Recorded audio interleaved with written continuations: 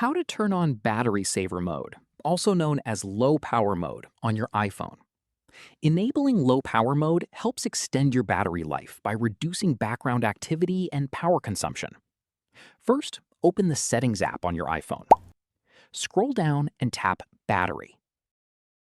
Here, you'll find the low power mode option. Simply tap the toggle next to low power mode to turn it on. Once it's enabled, the battery icon in the top right corner of your screen will turn yellow, indicating that low power mode is active. While low power mode is enabled, your iPhone reduces background app refresh, automatic downloads, mail fetch, some visual effects, and other power-intensive tasks to help your battery last longer. You can also quickly enable or disable low power mode from the control center if you've added the low power mode control.